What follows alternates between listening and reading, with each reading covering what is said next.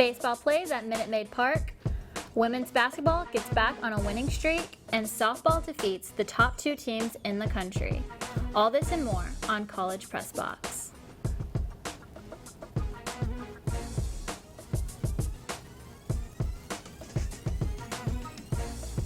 Good evening and welcome to College Press Box. Thank you for joining us on your Monday evening.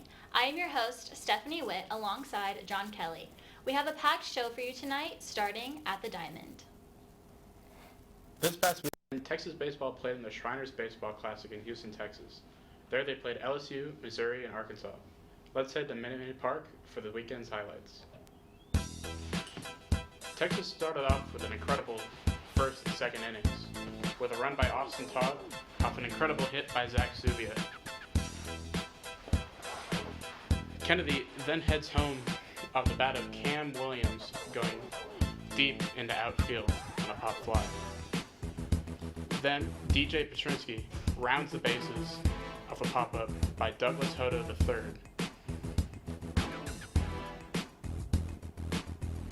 Then Zach Zubia crushes the ball all the way to the outfield for a home run. Texas up 8-0 in the 5th. Arkansas begins the climb with a run by Roger Moore, then Heston Kierstead. That ball is history, as Eric Nadel would say. Casey Optis running for home off Moore. Cole Austin then scored off double by Christian Franklin.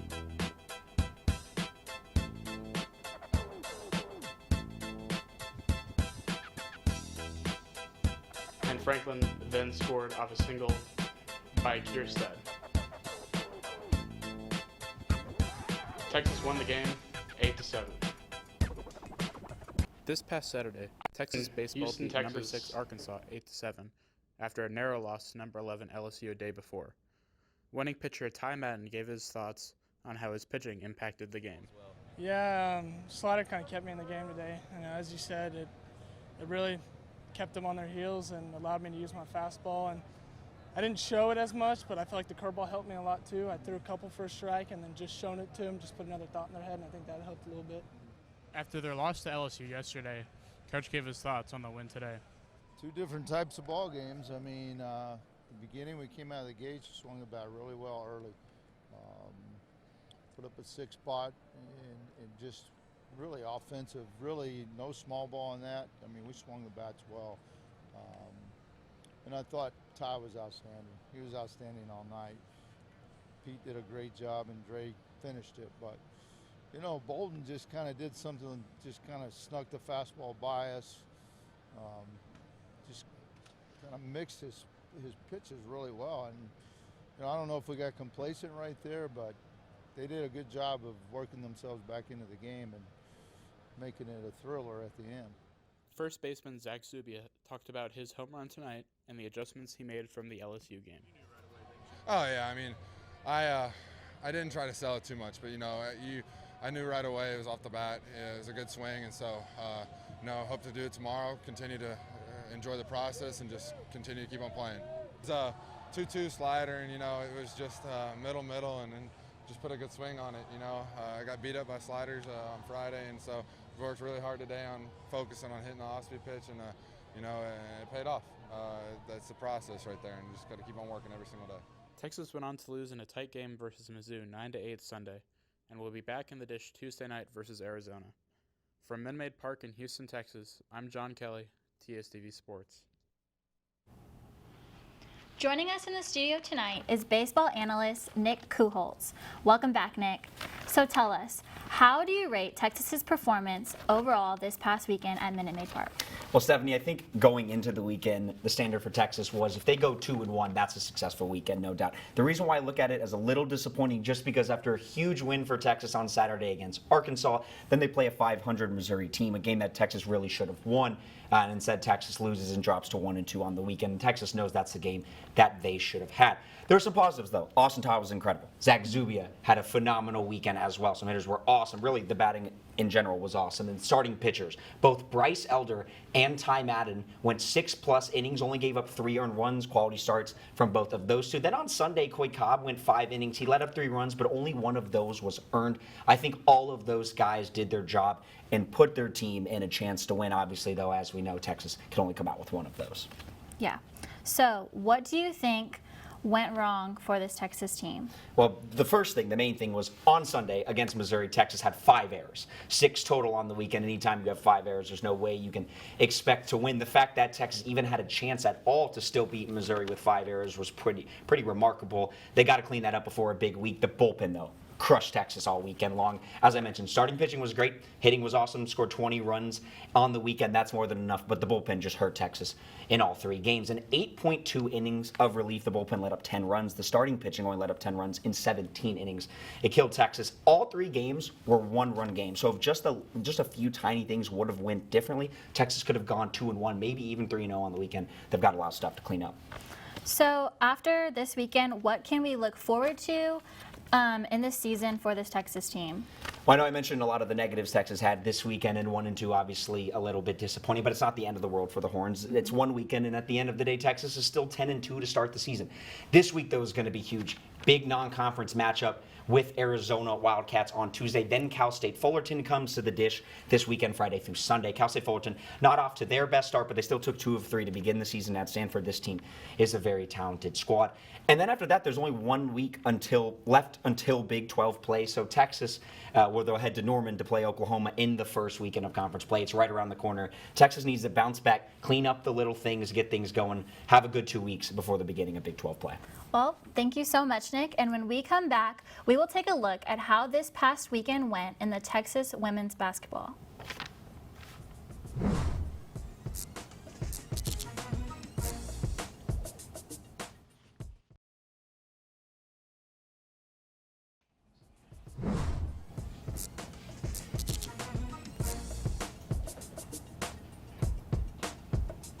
Welcome back. We are going down to Fort Worth to recap the highlights from the women's basketball matchup between Texas and TCU. In the first quarter in Fort Worth, TCU is up early thanks to baskets from number 25, Kiana Ray, and number 10, JC Bradley. Going into the second quarter, the Horns are coming back with shots put up by Sug Sutton and Celeste Taylor to put them up going into the third.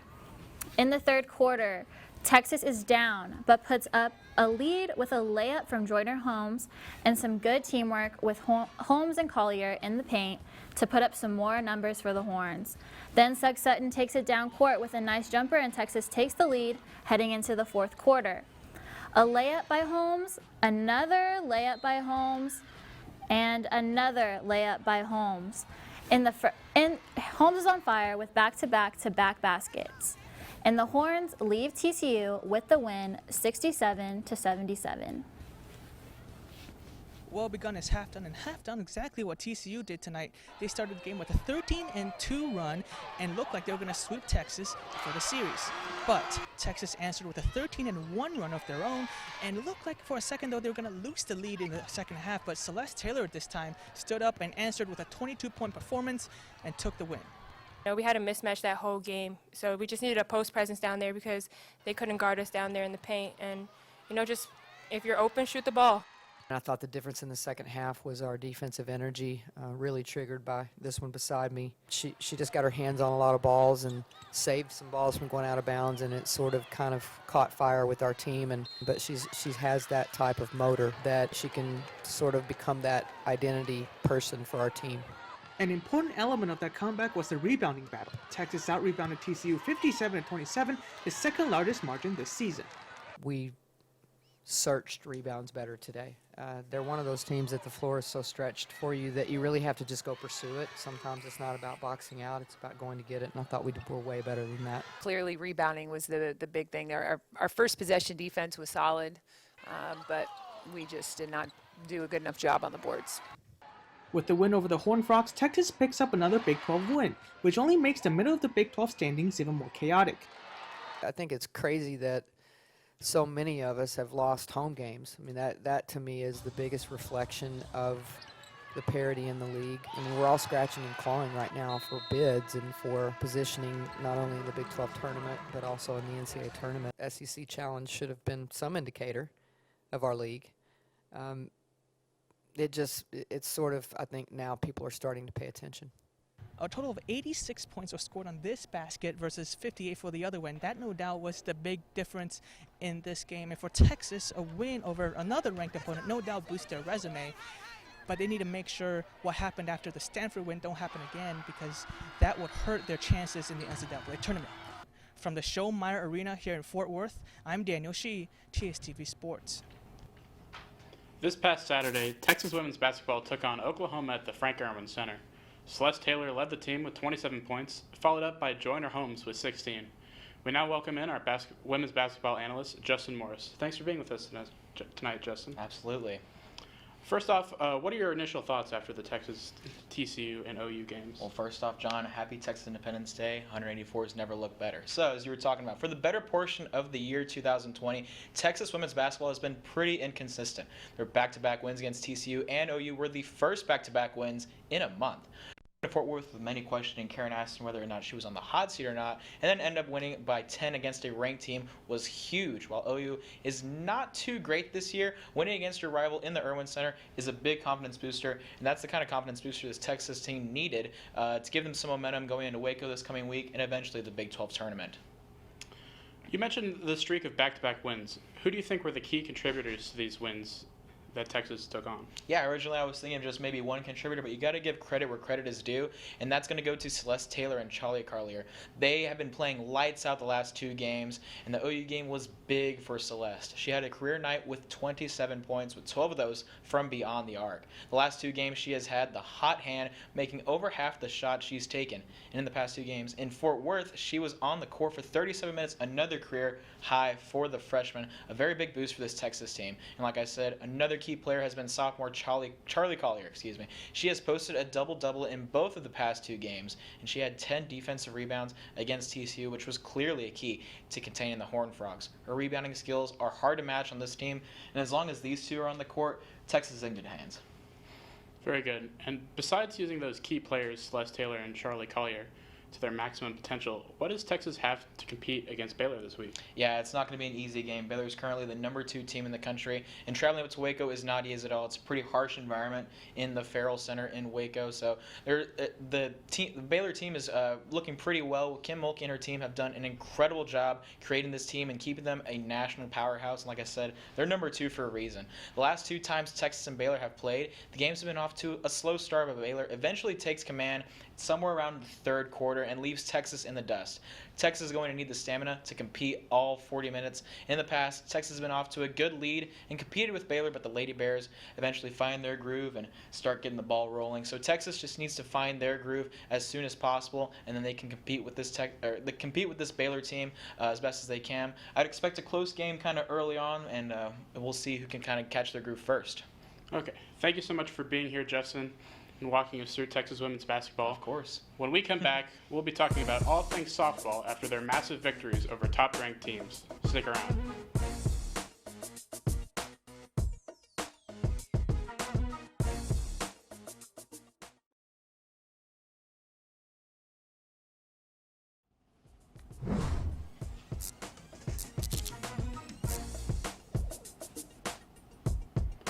Welcome back to College Press Box. This past Thursday, softball traveled to California to play number 1 UCLA. Let's head to LA for the highlights. Maya Brady started off with a pop fly to the center, and Kinsley Washington dashes to home plate for the score. Reagan Hathaway then has an RBI single into the right field, sending in Elish, going down the line for the score. Delaney single past the shortstop, getting Brianna Perez home. Taylor Ellison starts to pull away with a 2-shot home run. Look at that ball go. Fortunately for Texas, UCLA comes right back with Alea Jordan, 2-run homer again. The bat comes to life in a big way. In the 8th inning, Lauren Burke sends another one deep to put Texas up 6-4. And the Longhorns will capture a fly ball to seal this historic victory over a number 1 team.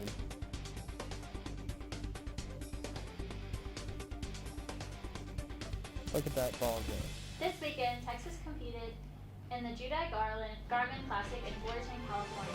To start off the weekend, the Horns beat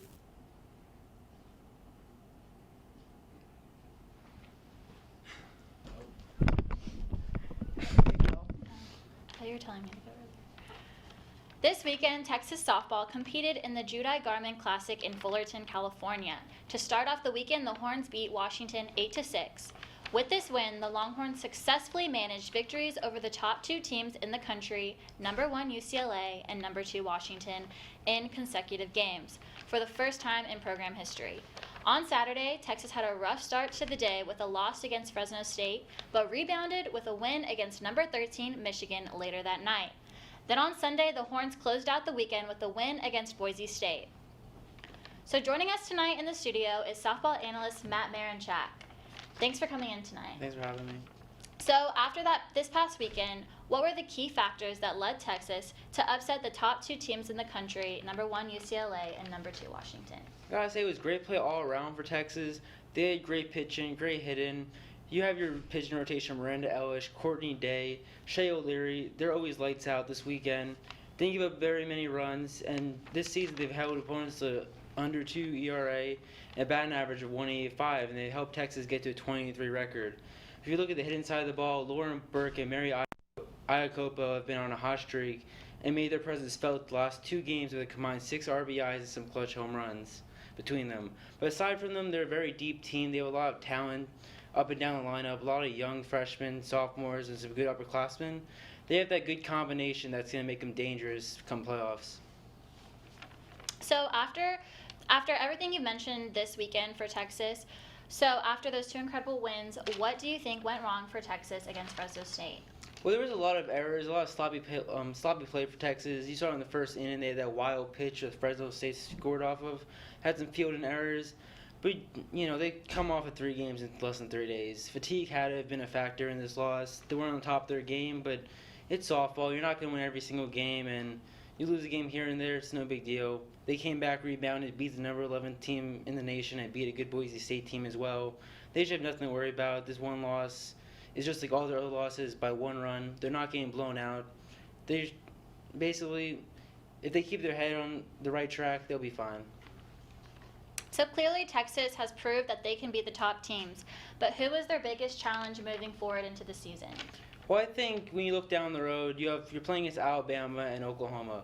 Both these teams are ranked inside the top 10, and they're both road games. And Texas has played well on the road this season, but they struggled against these teams in the past.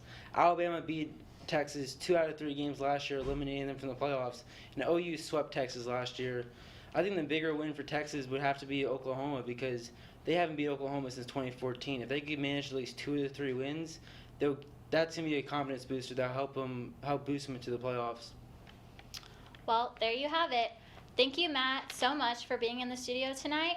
And a bunch of other sports on the 40 Acres had a great week last week. We will take a look at all of those when we come back.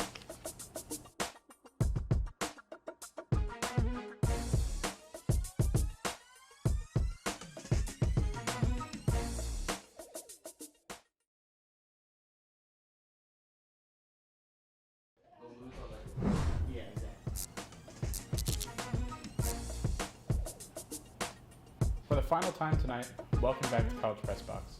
This past weekend, Daniel Shee and I were at Minute Maid Park, home of the Houston Astros for the Shriners Baseball Classic. While we were there, we took the opportunity to interview key contributors to the 2017 Astros scandal. With Texas baseball playing in the Shriners Hospitals for Children College Classic, we are here in Houston as well, at Minute Maid Park, the home of the 2017 World Champion Houston Astros, and we're so glad to have one of the key contributors to the championship here with us, and we're going to start the interview right now. So how's it going, Chief?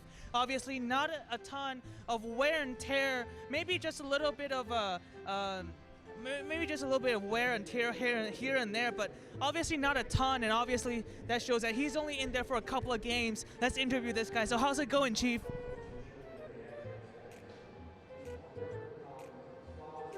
Yeah, I mean, it's a great day today, and obviously a great day for college baseball, but if you go back to 2017, how does it feel to be part of the game, part of the team, to help the team win? Sir, did you play in many games for the Astros?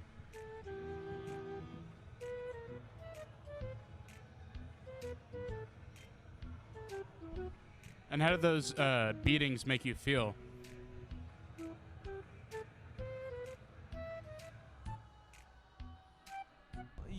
You've been here for a while, I'm assuming, and obviously you've seen a lot in and out. You've been following the scandal. Give us your take on the whole Houston Astros cheating scandal.